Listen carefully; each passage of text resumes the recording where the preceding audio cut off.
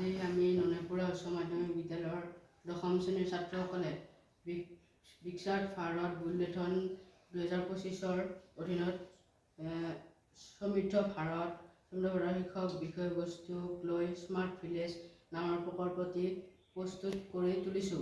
এই প্ৰকল্পটোৰ দ্বাৰা এখন পিছপৰা গাঁৱৰ কিদৰে স্মাৰ্ট ভিলেজলৈ ৰূপান্তৰ কৰিব পাৰি তাক দেখুওৱা হৈছে।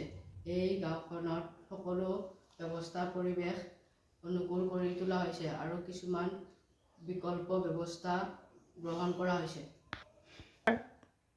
এই গাঁওখনত জলসিঞ্চনৰ দ্বাৰা উৎপাদন হোৱা বিজুলী ব্যৱহাৰ পৰিৱৰ্তে সৌৰ শক্তিৰ দ্বাৰা বিজুলী উৎপাদন কৰা হৈছে।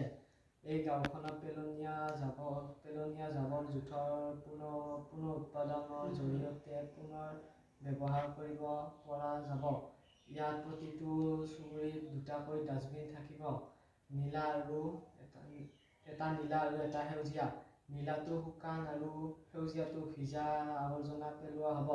লগতে প্লাষ্টিক আৰু সহজে পচি যোৱা আৱৰ্জনা বেলেগকৈ পেলোৱা আৰু আৱৰ্জনাবোৰ পৌৰ নিগমৰ দ্বাৰা ৰিচাইকেল কৰিবলৈ লৈ যোৱা হ'ব। লগতে এই গাঁওখন হ'ব এখন প্ৰদূষণমুক্ত গাঁও, য'ত পেট্ৰল চালিত বাহনৰ পৰিৱৰ্তে সৌৰ শক্তিৰ দ্বাৰা চালিত বাহনহে ব্যৱহাৰ কৰা হ'ব। লগতে এই গাঁওখনত ল'ৰা-ছোৱালীৰ শৈক্ষিক বিকাশৰ বাবে smart class, digital class, internet সেৱাসম্পন্ন বিদ্যালয় থাকিব। ধন্যবাদ।